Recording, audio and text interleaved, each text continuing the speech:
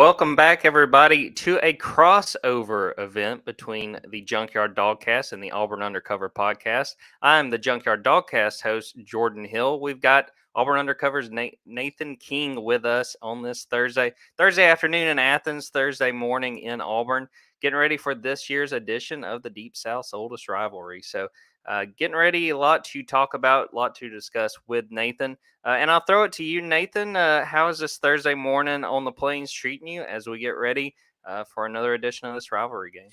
It is going great, Jordan. As you know, my wife works at the hospital, and one of her patients gave her like a brunch set. So like all you have to do is kind of like mix the stuff in.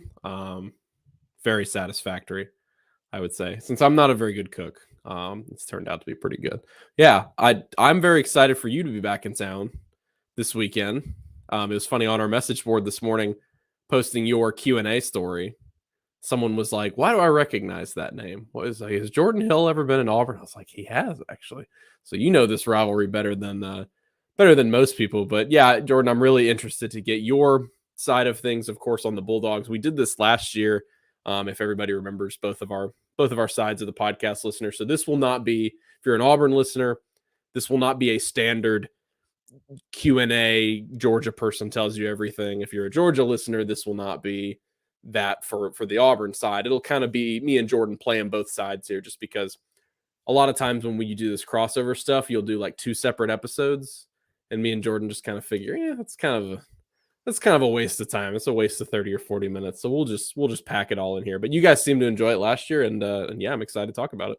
Definitely, and I will say, and Nathan, you can give your perspective, but I always sort of feel bad when I have those beat writers on talking, because I speak for like 4 minutes, and then I'm like, okay, you carry 23 minutes or whatever of the podcast. So it's always fun, and I think it works well in a game like this with a rivalry where.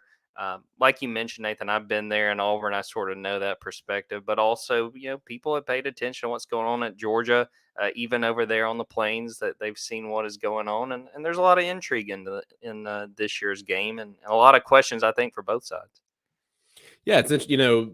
One would think, and I think there's probably not a ton of Auburn fans who necessarily think their team is going to go out there and get a win on Saturday, but the formula is in place because it's in Jordan-Hare, and that's what Hugh Freeze said on Monday. He said, "Thank God this game is in Jordan-Hare Stadium, because these things happen sometimes, and you don't have to go. Yeah, it's 2 decades. It's a little while back, but that's not as far as some teams. Maybe the last time Auburn beat a number one team as an unranked team.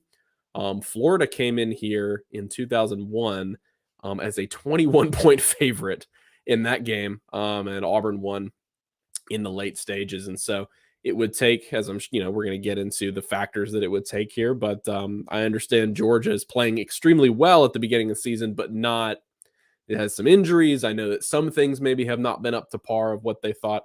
Auburn obviously has a ton of issues offensively, but Auburn's defense has been pretty solid here in the early season. You'd like to see a bounce back performance from the quarterbacks. Is Georgia the right team to remedy that?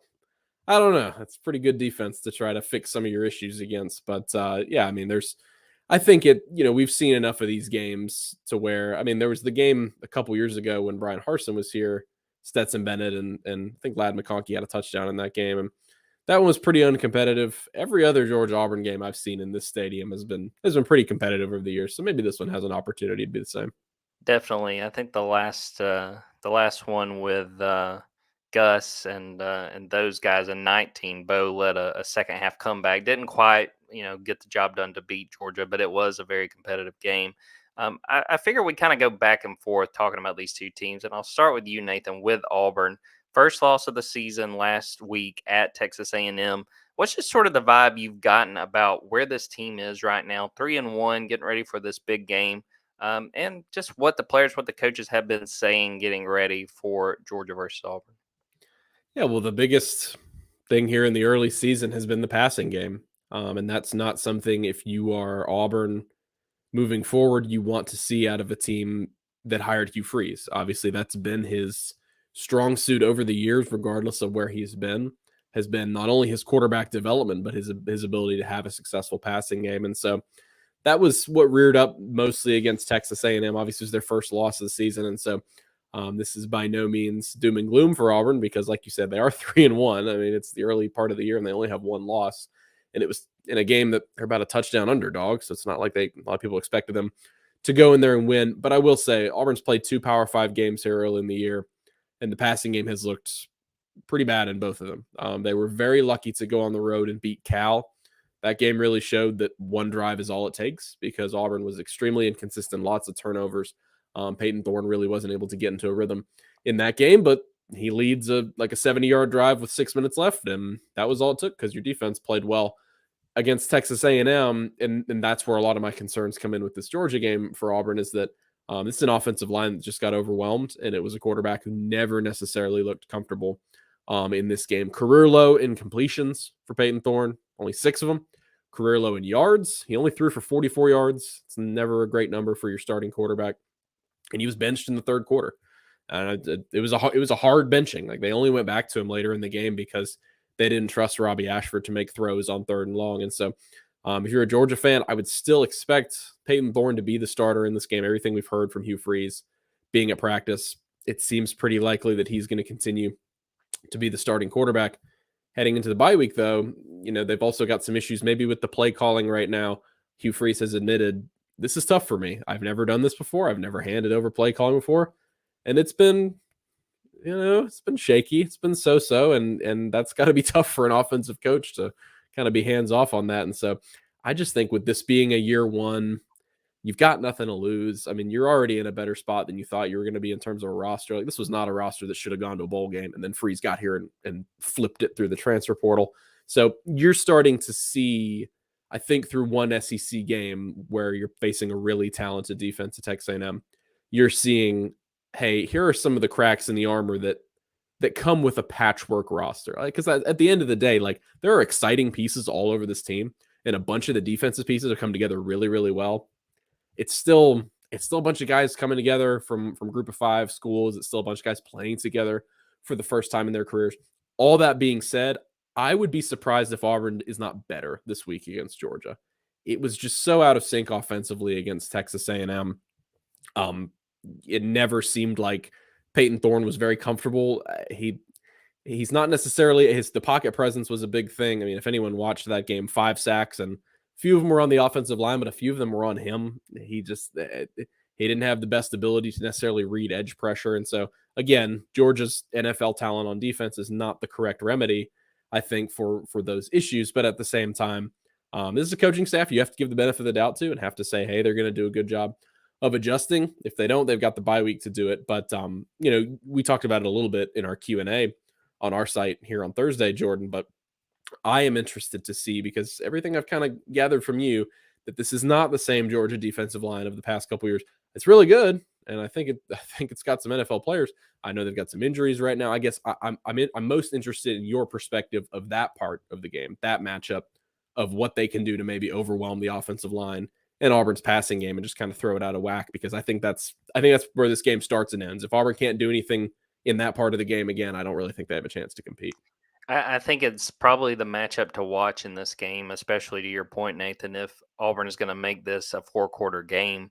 I've been a little underwhelmed by this defensive line. Now, part of it is the competition. You think when you're playing a UT Martin, a Ball State, a UAB that, you should just dominate. And there's been moments, but but it has not been what I would imagine that would have happened. Now, part of the problem in the last week, Michael Williams, defensive end guy that I expect to lead the team in sacks for the 2nd straight year, did not play, was dealing with an illness. Think he will be back. I would imagine he'll at least travel, and they'll see how he feels on game day on Saturday.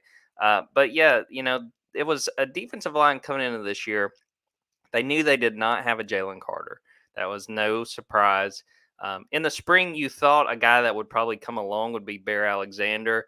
The day of G-Day, the spring game, he announces about 2 hours before kickoff that I'm going in the transfer portal. He winds up transferring to USC. And the talk throughout the offseason with this defensive line from Kirby Smart and the players as well, it boiled down to quantity over quality. And when I say that, I'm still saying these are 4-star, 5-star guys. These are still really good defensive linemen, but there's not a guy on this defensive line that is going in the first round in April. They don't have a Jalen Carter or a Jordan Davis, but they've got some really talented guys. They got some really experienced guys. Warren Brinson, Zion Logue, Nazir Stackhouse. All of those guys are seniors. They've been around. They've learned behind some of those guys I just mentioned, waited their turn, and they've had their moments. I think the best half of football from this defensive line through 4 games was the second half against South Carolina. Honestly, when they needed it, and you watch the first half of that South Carolina game, and we were talking about this in the last few days, just getting ready for this game. Me and Benjamin Wolk, who works with me there at Dawgs 24/7, we were convinced at halftime of that South Carolina game that Georgia was going to lose that game. It just looked like they could not stop Spencer Rattler, could not get to him, and he picked them apart. And credit to the defensive line in that second half, they really turned it around. Michael Williams, I think he got at least 1 sack, but he brought a lot of pressure and got to Rattler. Rattler's final stats look nothing like they did even at the end of the third quarter. I mean, they really turned it up, played well. So that's the thing that's interesting to me from a Georgia perspective, looking at this game. Georgia's 4-0. They're still number one in the country. They've passed all the tests so far. But it's funny, Nathan. I still have a ton of questions about this team, and it boils down to the schedule. And I always like pointing out that, had Georgia had it their way, they would have played at Oklahoma in week 2. And I feel like we would have learned a whole lot more. At least we would be sitting here today with a lot more knowledge about this team and what their weaknesses are, what their strengths are. But when you have to keep the competition in mind, that sort of throws things off. You say, well, they did this, but they did it against UAB, or they did this and it came against Ball State. The South Carolina game is the biggest lesson to me, and there were definitely some positives. But when you look specifically at the defensive line, you got to know that there's a lot of questions there, and they need those guys to step up. And if Michael Williams can't play, that should be considered a golden opportunity for Auburn because he's by far their best pass rusher. Talking about defense, Nathan, what has stood out to you about this Auburn defense? I've only gotten to see them in spurts so far this season. Sometimes with game times, you can kind of catch glimpses of other teams. We'll try to do that a little bit with Auburn. It seems like there's some really impressive things on there. The way they force turnovers. I mean, Eugene Asante really, really stands out. What are the strengths of this Auburn defense, and what do you feel like they've got to do to have a successful Saturday against Georgia?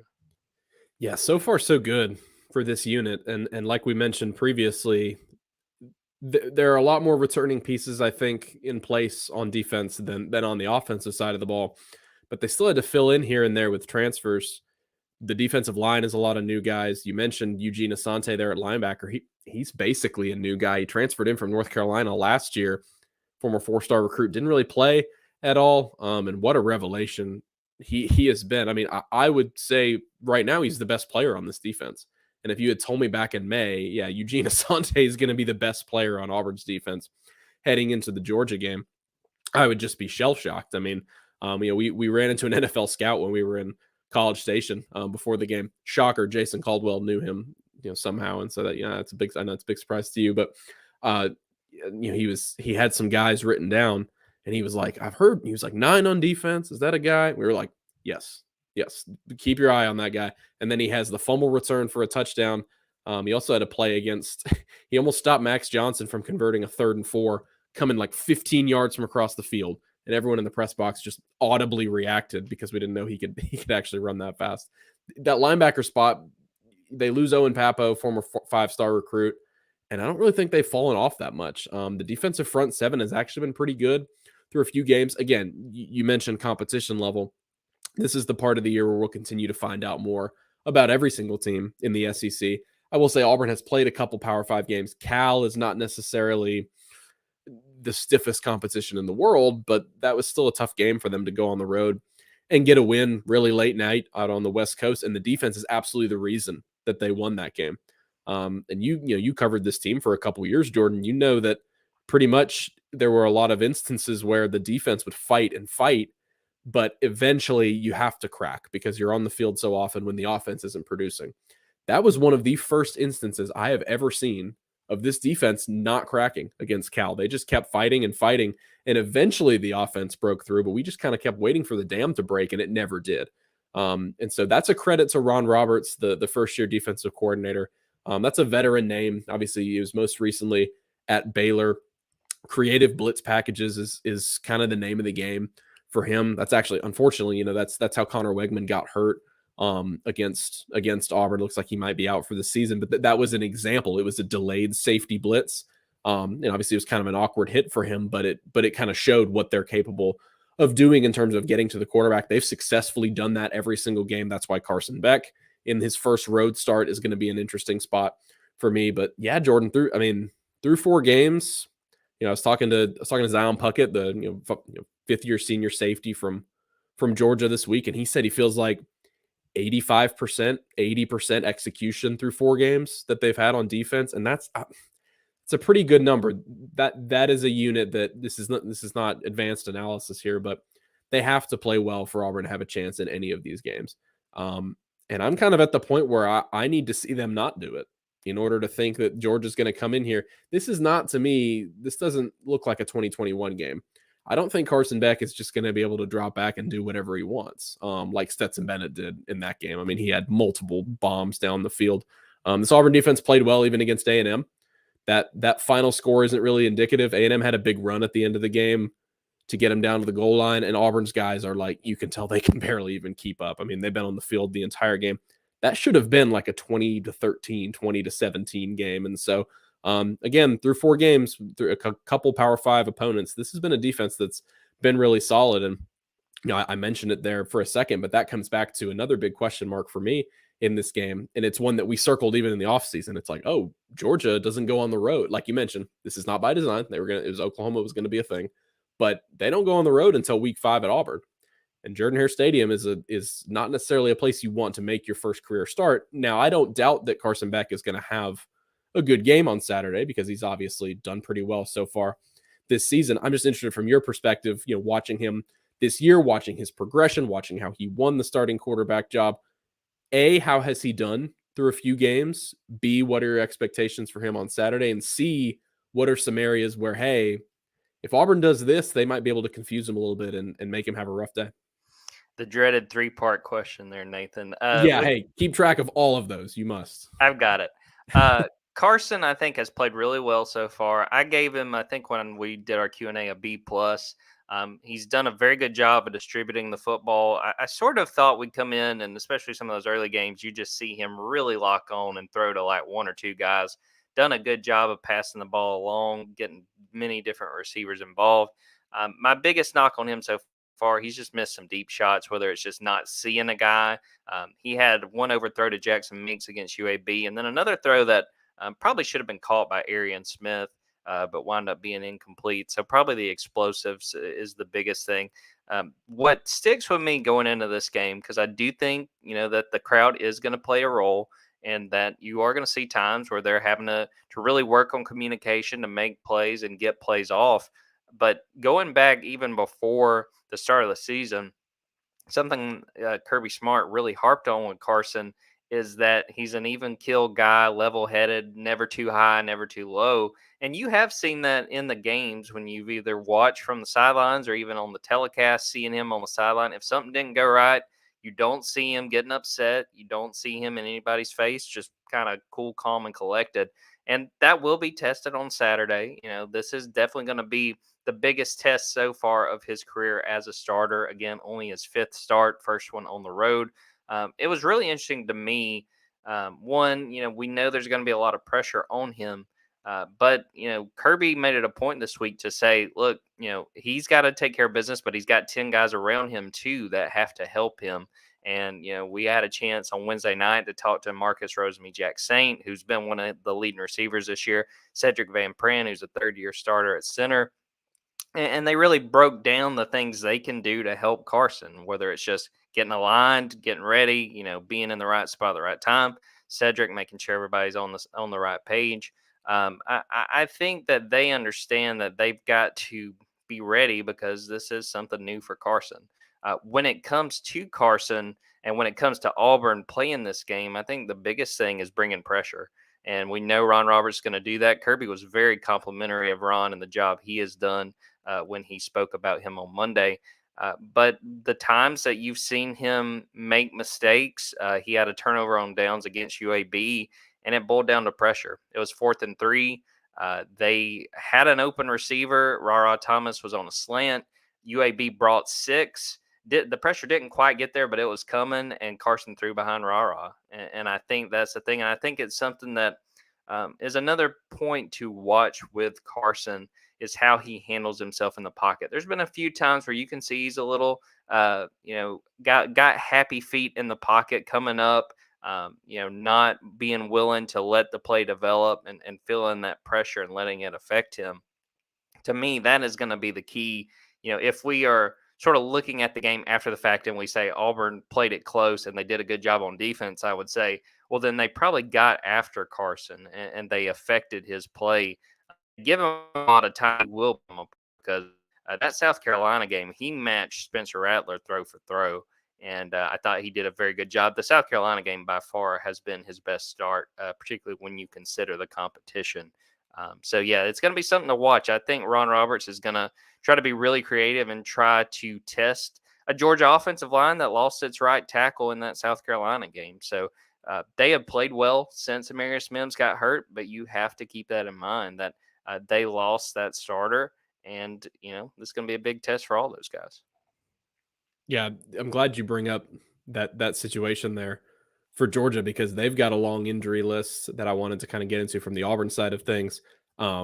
Just to kind of give Georgia fans an update for the Tigers in terms of their injuries. There are 3 guys that you're not going to see on the field on Saturday. Damari Alston, the running back, it was kind of by committee here early in the season. He looked really good from a 4-star recruit from Atlanta. I can't remember if Georgia recruited him or not, but shoulder injury for him against A&M. He's going to be out for a while, dislocated shoulder. Austin Keys was their starting middle linebacker. Ole Miss transfer. He's out for a while after thumb surgery a couple weeks ago. And then Keontae Scott, you mentioned Ron Roberts, that star position there.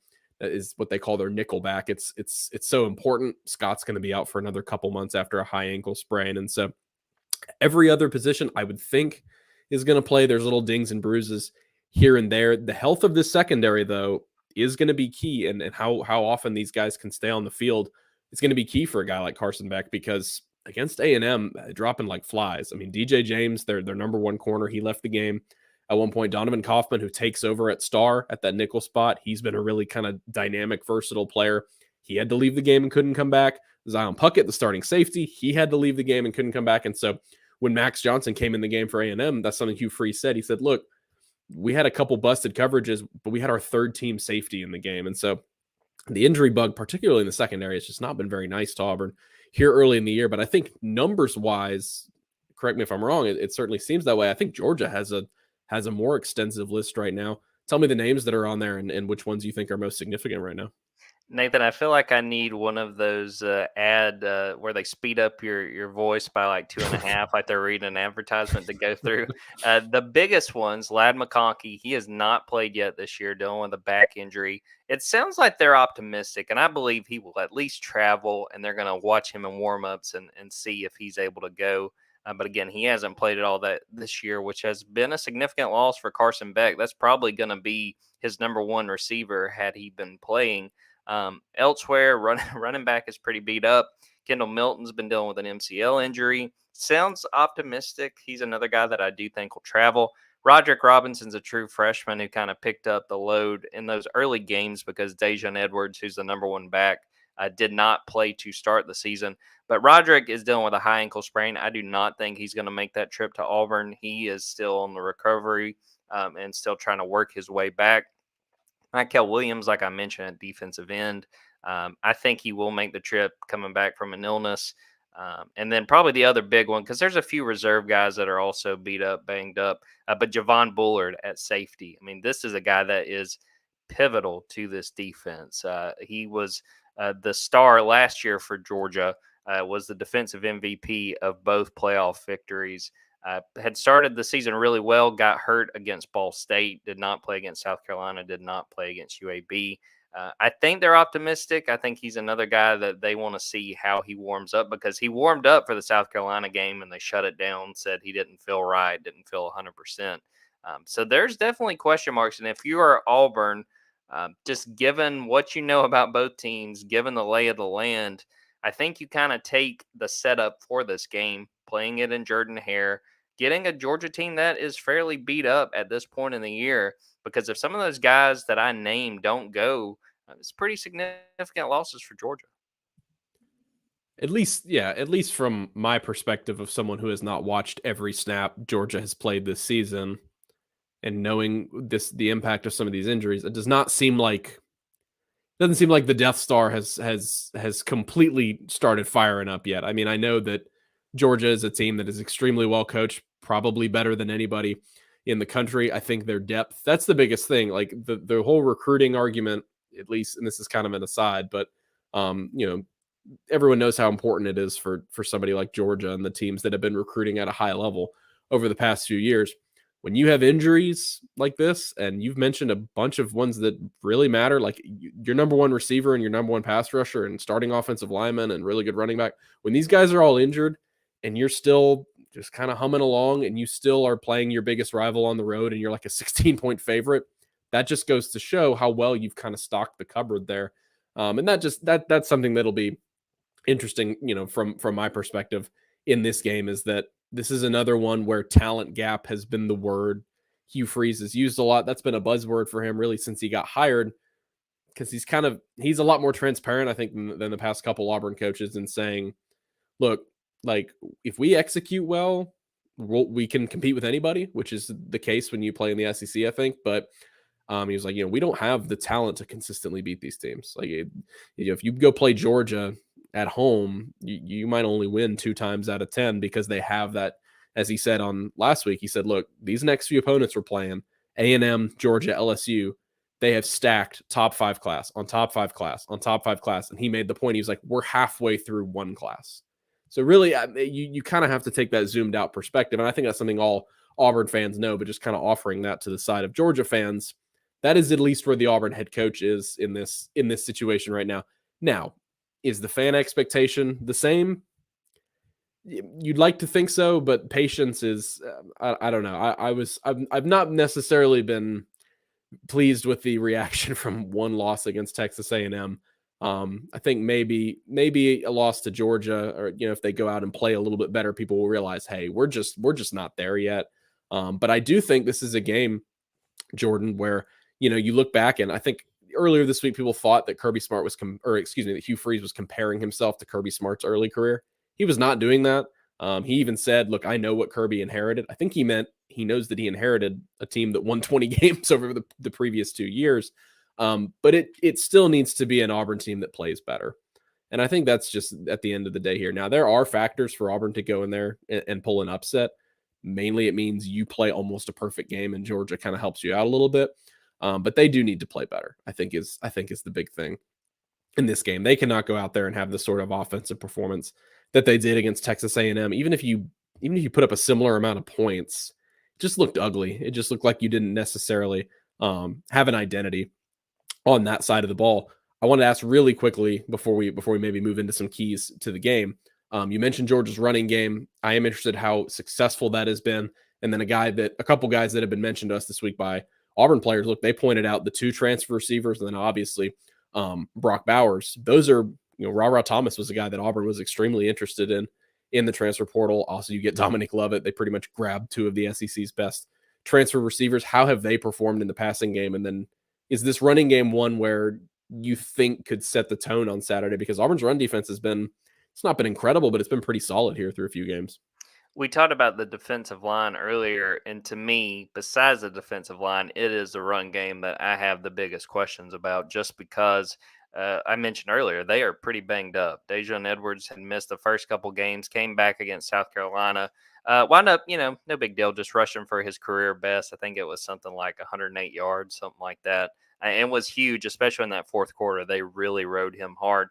If you don't have Kendall Milton, that's a pretty tough loss as far as your 1-2 combo, not having that second guy. Roderick Robinson, still a freshman, still had a ways to go, but was giving you some pretty valuable carries in those early games. You're kind of looking at guys like Andrew Paul, who's a redshirt freshman, who last fall camp was looking really good and then tore his ACL. And I think they're trying to be very conscious of how they kind of work him back and the workload they give him. I'm really interested to see, how much he plays and if he does get a significant number of carries. And it's so wild to me, Nathan. We talk about Georgia and how they've recruited, but they have a few walk-ons that they rely on quite a bit. And I think one we'll see is Cash Jones, one of the running backs, a guy from Texas that they got on late back when he was being recruited. And he's played quite a bit. He's had a couple of touchdowns through these early games. I wouldn't be surprised if you saw him get a few snaps along the way, and he would be pretty big in that. Just being able to move that, and make sure Georgia is not one dimensional. And to mention those receivers, Dom Lovett almost immediately has been one of Carson Beck's leading receivers, one of his go-to guys. Which again, I think in part is probably because Ladd has not been playing, but when he got here in the spring, he was getting buzz immediately. I mean, to the point that, I felt like he had a chance to be an all SEC receiver. And I think he still does have a chance. He's caught several passes to this point in the year. Got to be a little more consistent. He's had some drops where someone in the press box during one game pointed out he makes all the hard catches. It's usually those easy catches that I don't know if it's thinking about, yards after the catch or what. But again, some of those games, maybe that had something to do with it. Ra Thomas, I think, has come a long way. They talked about early in the year, he didn't play quite that much in those early weeks. And they talked about he was trying to get caught up with the playbook, sort of learning, because imagine coming from Mike Leach's air raid and coming to this offense, very, very different. And you're definitely asking a whole lot of different things from those receivers. But Rara's probably been their most consistent deep threat. And going back to that South Carolina game, because again, that by far has been the most telling game that Georgia's had. I think it might have been the first or second play of the third quarter. Georgia's down 14-3. Really can't afford to not score points on this drive. Carson Beck throws it to Ra Thomas. It's about a 35-yard gain, and you could kind of feel, especially with that being a home game, Sanford Stadium get a little energy, a little bit of confidence, and really from there on, Georgia just dominated. So I expect healthy doses of Dominic Lovett and Ra Thomas. And again, like I talked about, that run game is going to be very, very interesting and something to watch. Nathan, I'm going to throw us to a break real quick. We'll come back and really dive into specifics of Saturday's game, what we're looking for, what needs to happen for both sides to be successful, and give some score predictions.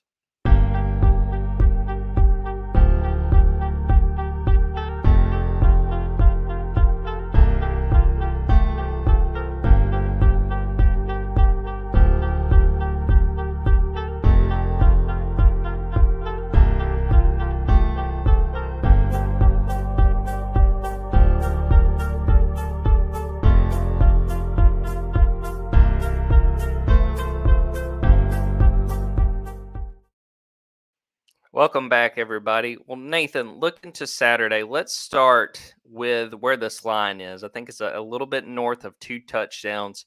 Did this catch you off guard? And what do you make of where this line is and Vegas's expectations for how this game plays out?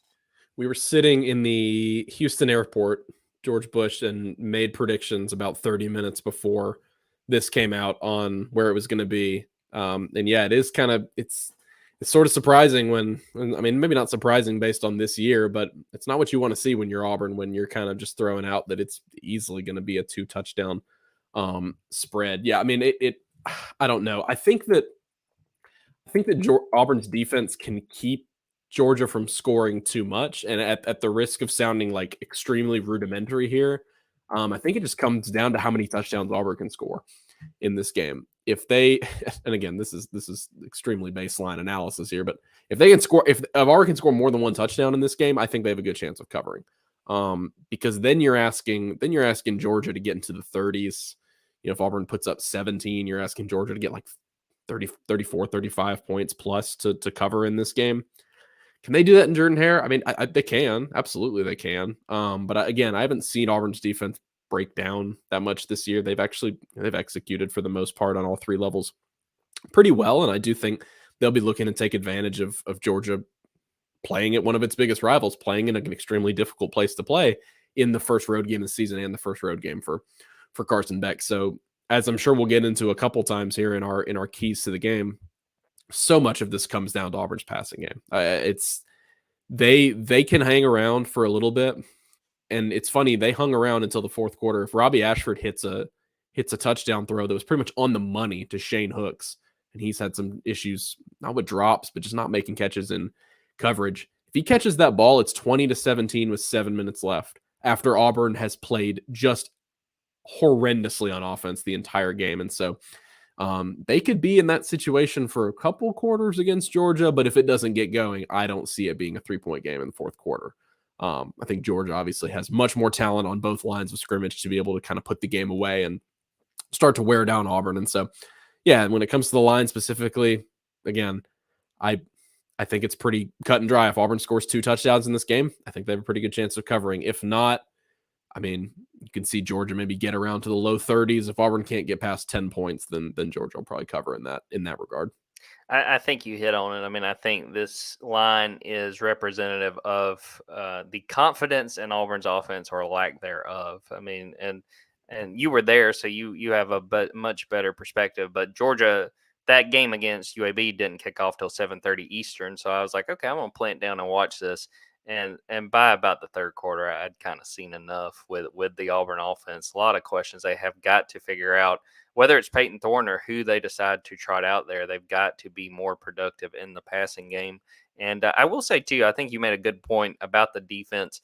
The fact that they didn't kind of, throw it in and call it a day on the road in College Station in that game, that tells me that it would take a whole lot of points from Georgia for that to happen in Jordan-Hare, where that stadium's going to be loud, where you've got that crowd support. So I do think that's something to keep in mind. Well, looking at this game, Nathan, what has to go right for Auburn? In your mind, if we say at the end of Saturday, this was a competitive game for Auburn, Auburn made it a 4-quarter contest, what had to go right? What does Auburn need to do to hang with Georgia?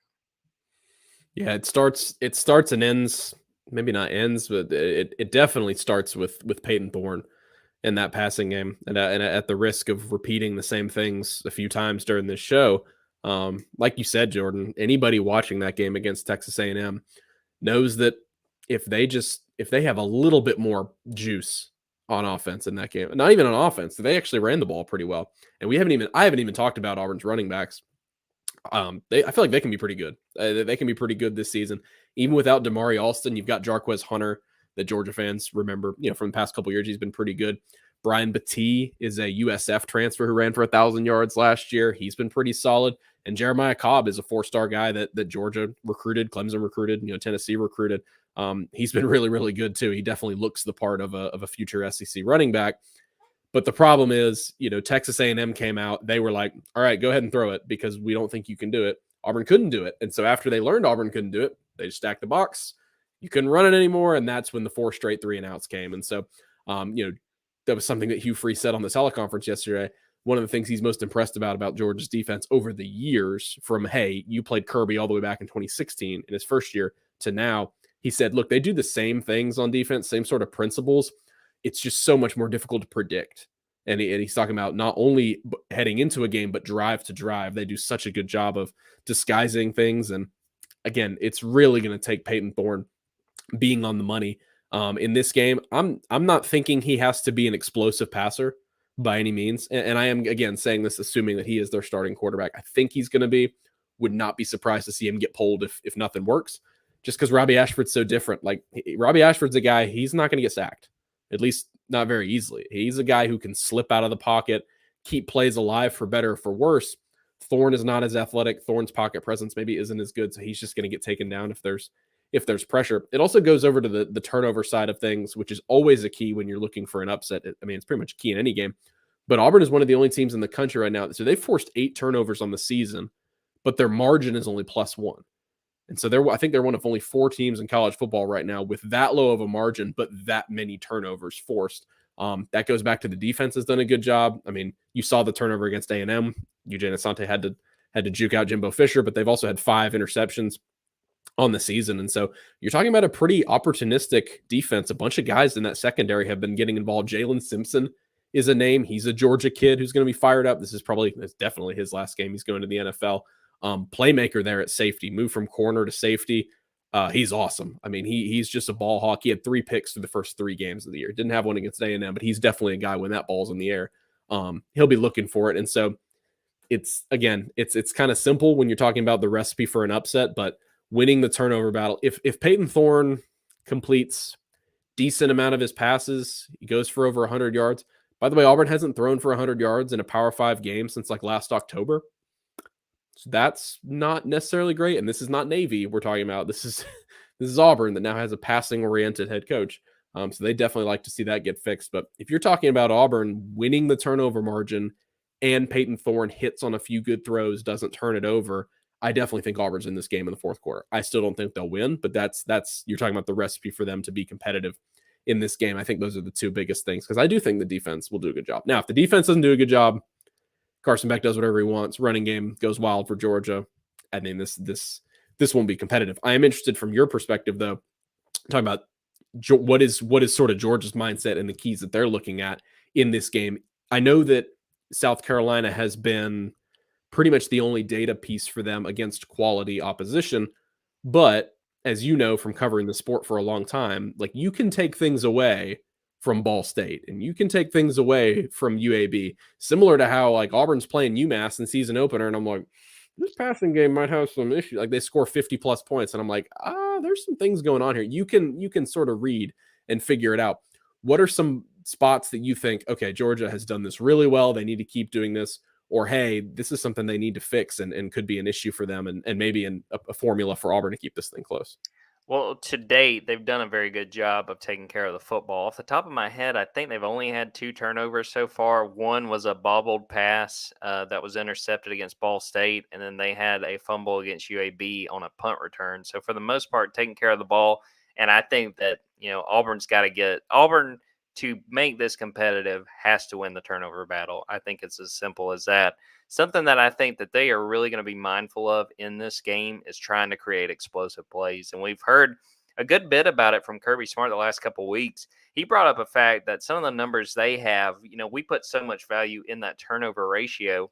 He said that, that they have the stats that show that the teams that create more explosive plays on a given Saturday, that the win-loss percentage is considerably higher compared to who wins a turnover battle. And I think that's something Georgia wants. As I mentioned earlier, Carson's had some opportunities. They've made a few come through with some big plays through the air, but there's been missed opportunities. And when you look at this game, I see, Mike Bobo. Hey, I know a lot of Auburn fans remember that name.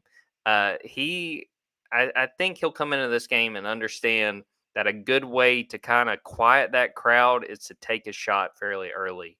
And I think that will also help kind of settle Carson in. I think he's a guy with a big arm that likes to really make a couple big throws before he's finally really comfortable and really able to operate. So I'm expecting on that first or second drive for Georgia, them to take a deep shot with either Rara Thomas, who we talked about, Arian Smith, the guy that had the 76-yard touchdown in the Peach Bowl against Ohio State. That I don't think, if they don't get that play, I don't think Georgia wins that game. I mean, a huge momentum change in that game. So I expect that being really, really big for Georgia to try to create explosive plays early. And then the other thing is just really relying on the run game with Dejon Edwards. I think that as good as I do think this passing game is, they've got to show that they can consistently run the ball. They did a very good job against South Carolina, but I mean, at times they've been playing with spare parts at running back. They've been playing Dylan Bell, who's a wide receiver. He's taken several carries and been in the backfield.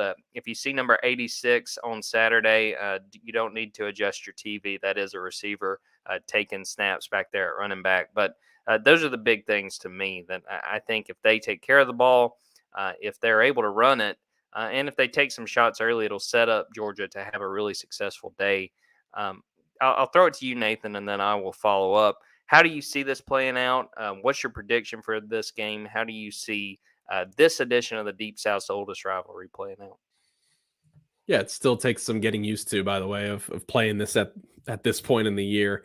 I think I'll be used to it after a couple more years. But I think for Auburn, you're maybe glad that it is where it is because, like we mentioned previously, this might be a good spot to catch Georgia in terms of health, but also when you're going against some of the better coach teams in the country. Even look at somebody like Alabama, like they look better than they did against USF and Texas. They look better against Ole Miss. Georgia's probably in that same camp where they're going to improve over the course of the year because you have so much talent and so much coaching. There is a key to this game that I am interested that could sway. Again, I'm not convinced that there's a lot of avenues for Auburn to win this game, but could sway the competitiveness. And it goes with actually a comment that we've got on your YouTube page right now, and that's that Georgia needs to be more productive in the first half of the game. Looking at just kind of jumping over some scores early this year, I have seen that hey, they've let some other teams hang around because maybe they haven't scored too much. Auburn hasn't scored in the first quarter since week 1. So that could be something. And again, I think that's kind of an overblown piece sometimes in games. People say, oh, you got to get off to a hot start. That's always a great question. Coach, how important is it to get off to a fast start? But at the same time, those points will come back later in the game to end up mattering. And so that is something I'll be interested in. You kind of have seen Auburn over the years take advantage of a hot crowd in the middle of the day at a 2:30 kick and really kind of ride that wave, maybe get an early touchdown. That could be a key in this game. If they hadn't looked so out of sorts in the passing game against Texas A&M and against another really good defensive line, which A&M's D line right now might be better than Georgia's, but they were so out of whack in that game. I'm not sure you can make changes along the offensive line.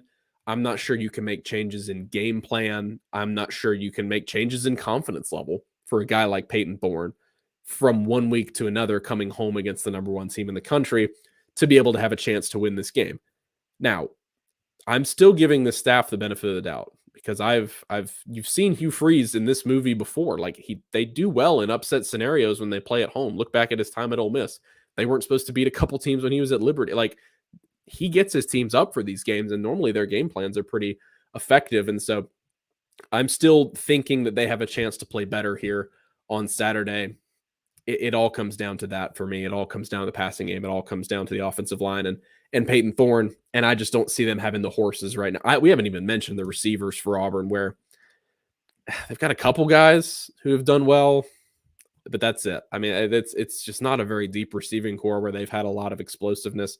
But at the same time, they haven't really had an opportunity to because the quarterbacks haven't been able to complete the ball. And so I think maybe, hey, if this is Ole Miss coming into Jordan-Hare, then maybe that's a better bounce back spot. And you're saying, hey, if we execute and we have a better game plan and we coach our quarterbacks better. That's what Hugh Freeze said this week. He said, look, we let them down. Like we let Peyton Thorne down. We did not coach him well enough.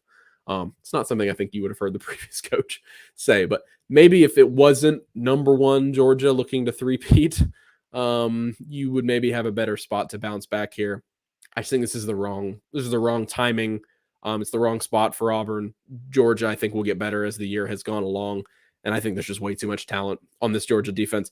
At the risk of 2 games going back-to-back with the same score, I think I'm going to pick Georgia 27-10, which is the same score as A&M. That would be 3 Georgia touchdowns and a couple field goals. That seems right to me. And it goes back to where I think that would cover at a lot of places because I don't think it's up to 17 everywhere. But it goes back to what we were talking about before.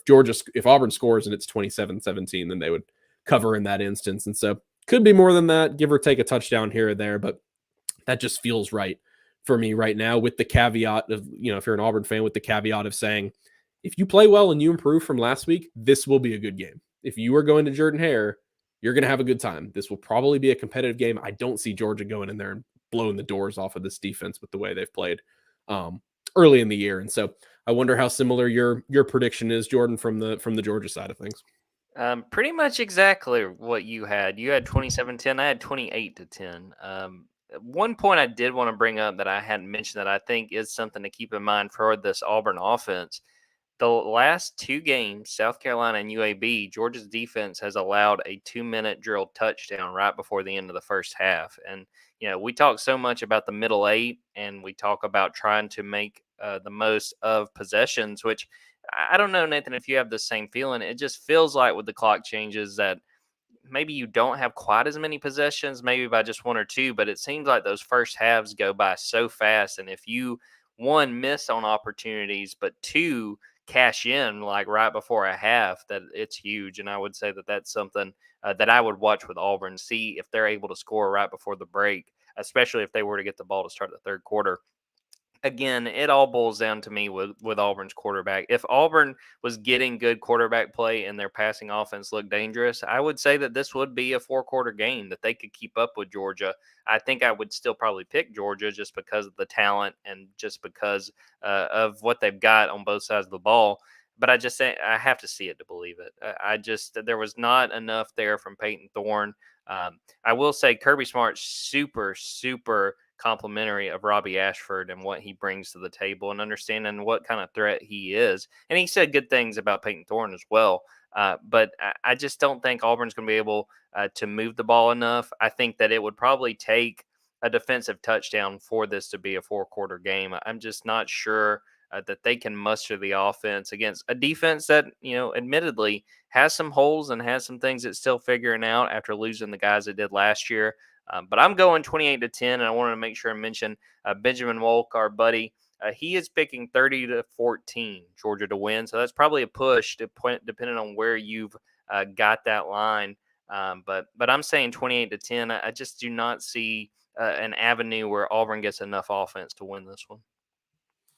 Yeah, and crazier things have certainly happened inside that stadium, and this will tell me a lot. This I think, and we say it every week, or at least we have here when you're talking about a year one coaching staff. You're going to learn more every single game because I think it's so clear right now that it's hard to know who you have when you haven't played games. Like even in the preseason, this was a patchwork offensive line that I think in terms of pass pro, like they thought they were going to be better than they have been through a few games. Peyton Thorne, he won this job because of his decision making and because of how comfortable he looked running this offense.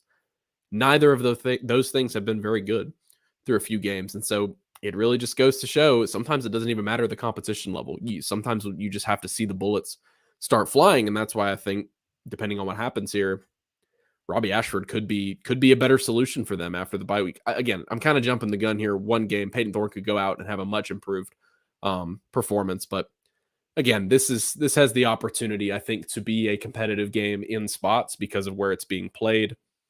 If it was in Sanford Stadium, I don't think I would necessarily share that same opinion. You've seen Auburn on the road over the years on offense. It's not a very pretty picture sometimes when they play great defenses, but when they come home, obviously they've got a little bit more juice. And so I'm glad you brought up that early part of the game as well, and that middle eight and kind of the clock kind of playing a factor. You really have to kind of get into the nitty gritty to see what the clock is. Then I think people are like, oh, it's shortening games. It's not really shortening games that much. It's just you look at total plays, and sometimes if you have a bunch of penalties or you have a bunch of turnovers, all of a sudden, like you've only had 3 drives in the first half, just because of how quickly it can turn over. That was Auburn's case against Cal. Like they weren't playing awful on offense, but they were turning it over and they had penalties. All of a sudden, like it's fourth quarter, it's go time. Like you have to win this game. You just haven't had the ball that much. And so ball control for Auburn on offense that, with the running backs, I think could be a key in here as well.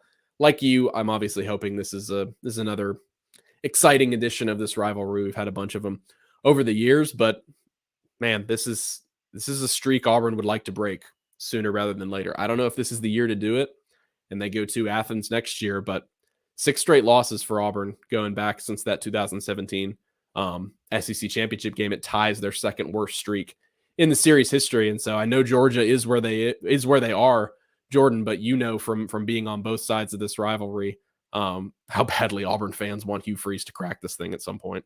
Definitely. And it's hard to believe, honestly, that it's been so long since Auburn won that game. And, we'll be having this conversation next year where Auburn wants to win in Georgia for the first time, win in Athens for the first time since 2005, which is hard to believe. But it's going to make for a good game. I think it's going to make for a fun game. Going to be another interesting edition of this game. Nathan, before we get out of here, any parting thoughts, anything else that's on your mind about this game and what we're getting ready to walk into in Jordan-Hare on Saturday? Yeah, from a micro perspective on Auburn, week to week, this team is so interesting because I don't think that they have, or that anybody should necessarily from the outside have these super lofty goals for them this season, but winning 7 games would be pretty good for Hugh Freeze in year one. And so really just for me, it's kind of saying, hey, what does their path look like every single week? I think the bye week really comes at the right time for them. So that's something I'll be interested in saying. I'm not saying they have no chance to win this game, but assuming that they do lose this game, I'm going to be looking for trends going into the bye week. We mentioned play calling, we mentioned quarterback play. Those are kind of the 1A and 1B here. That maybe there could be some changes because Hugh Freeze, talking to him on Monday, he's not attached to much of anything. And even we're talking about Holden Garner, the third team quarterback we haven't even mentioned. He didn't sound too opposed to like giving him a shot at some point. And so he's got nothing to lose. From a zoomed out perspective, getting to see a playoff contender come in, a team that's trying to make a historic three-peat in Georgia. I remember Kirby coming to that Birmingham fundraiser, a few months ago, and I was there and somebody asked him about three-peating. What's your mindset of trying to three-peat? And he said, same it's been with the other two. I thought that was such a great answer. And so, Georgia over the course of this year is such an interesting team to watch, but it seems like, Jordan, I know that you've seen it here in the early stages of the year. Like, we've got some parity going on at the top of the sport. I don't know if anyone is necessarily like excellent at this point, and that's really fun from a fan perspective. Can Georgia become that team? Maybe it could start with a blowout win on Saturday. They really start to crack their knuckles, but I think we're going to get through most of the season with a bunch of really, really good, maybe not great teams. So I'll be interested to get eyes on Georgia. It's one of a couple teams of that regard that Auburn will play this season, and see what they look like on Saturday, and then maybe see what they look like in November. Definitely, and it's almost a shame that this year is playing out where I wish that we had that 12-team playoff this year because I think it could get really, really feisty and see those teams make it interesting. Really, I think I've hit on most of the things for me. Again, want to see Georgia's defensive line, want to see how well they run the ball, and want to see how Carson Beck reacts to this crowd because it's going to be like nothing he's ever played in before. And if Georgia makes plays early, then that crowd probably won't matter as much in that second half. Nathan, I think we're going to wrap it up right there. I appreciate you for popping on. Obviously, go check out the Auburn Undercover podcast and everybody over there at Auburn 247. All kinds of good content as we get ready for this game. Of course, go to Dawgs 24/7. We got you covered for all the Georgia coverage, the Junkyard Dawgcast. Also, go to our YouTube, Dawgs 24/7. Got all kinds of content over there, from the podcast to Kirby Smart press conferences to our interviews with the players.